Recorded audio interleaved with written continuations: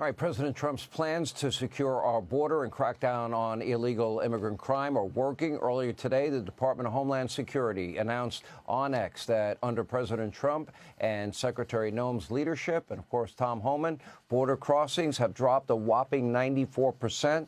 Small Business Administrator Kelly Loeffler announced that the SBA will be moving regional offices out of sanctuary cities. But after the mess left behind by the Biden administration, there's still a lot of work to do. According to a new report, illegals are now cloning Border Patrol vehicles, all in an attempt to bypass President Trump's border crackdown. While the Director of National Intelligence, Tulsi Gabbard, this story should numb the conscience, said almost 100 terror-linked illegals that they knew were terror-linked were released into the U.S. in 2024 alone. And during her visit to New York City yesterday, Secretary Noem announced on X that ICE launched a detainer to take into custody the illegal who set a woman on fire at a subway station in Brooklyn, New York. But because of New York's sanctuary city status, the Department of Corrections will not honor that detainer. Here with reaction is Border Czar Tom Homan. Okay, they're not going to abide by it. What happens next, Tom? Then Pam Bondi sues him. We take him to court. But he's not going to get away. You know, we have to sit outside that jail every day, 24/7. We'll get our hands on him because New York City or any other sanctuary city is not going to stop ICE from keeping President Trump's promise to eradicate every criminal illegal alien, every public threat illegal alien, every national threat illegal alien from this country. We'll get it done. These just sanctuary cities make it harder and they make it more dangerous, but they're not going to stop what we're doing. Okay, the Biden administration locked up or deported only 8 out of the more than 100 illegal immigrants that they knew had suspected ties to ISIS who were crossing illegally into the U.S., according to Tulsi Gabbard. They knew who they were from. They knew these illegals, you know, had connections or were known to have ties to ISIS-affiliated networks, and they still let them go in the country. Can you explain that to me? Because I'm having a hard time wrapping my mind around that. No, I can't. I appreciate and I'm your with honesty. you, Sean. I've been doing this since 1984. I can't understand it. I can't understand everything that Biden administration did. I can't understand the 2.2 million known gotaways that they released in this country. You know, and who the hell are those people? 2.2 million people paid more to get away.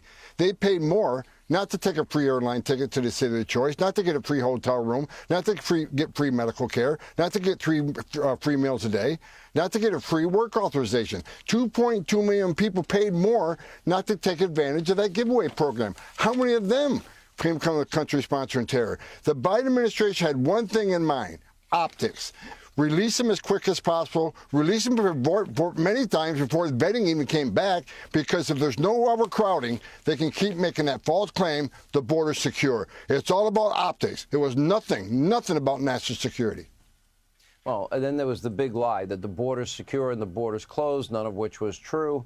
How are we making progress on the issue? And I was asking Secretary Noem last night, are we making progress on identifying the people that are tipping off certain groups about pending ICE raids, which, as you know, puts the lives of officers at risk because the element of surprise is taken away, and now they're walking into a trap. And somebody's going to get killed unless we get to the bottom of who's tipping them off, meaning some innocent people. Yes, we are making progress. We are making progress. Secretary Noem is opened up her own investigations through DHS-IG.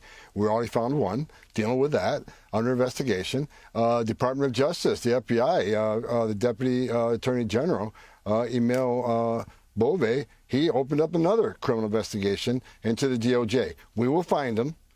We will prosecute them. The least they're going to do is lose their jobs, but they need to be prosecuted and sent to prison because, as you said, this job is already dangerous enough. President Trump has promised American people we're going to concentrate on the most significant, worst of the worst public safety threats. The job's already dangerous, and when they know we're coming, it's only a matter of time before an agent walks into an ambush, because TDA don't care about life or death. Either does MS-13, and that's what we're looking for. So this discussing on every level, whoever it is, needs to be prosecuted. AG Bondi is bringing lawsuits to states like New York and Illinois. How many states do you identify right now that you think are having sanctuary status and aiding and abetting in the law breaking that also need to be sued? Well, you got California, you got Illinois, you got New York, you got Colorado, you got Washington State, you got many of them. But we have prepared a list for the AG and everybody she needs to look at. And yesterday, you hearing yesterday on sanctuary cities, and you had 4 mayors sat there and lied under oath constantly, attacking me for a statement that I made at CPAC that I'm going to go to Colorado and I'm going to go to Boston. I'm bringing hell with me because they've released 10 child rapists to the streets of that state. So you're damn right. I said I'm going to bring hell, and I meant it. I said it. I meant it. We're going to do it. We're bringing hell to every illegal immigrant that commits crime in this country, especially those who rape children. I won't pull back on that. I said it. I meant it. We're doing it. That's what I like about you, Tom Homan. You really pull your punches. You know, you're a straddle the fence. But in all honesty, if we can't protect children, then what is the purpose of government? This is fundamental, and having somebody that committed gives a lot of Americans comfort. Thank you, sir. Appreciate your time. We appreciate all the updates.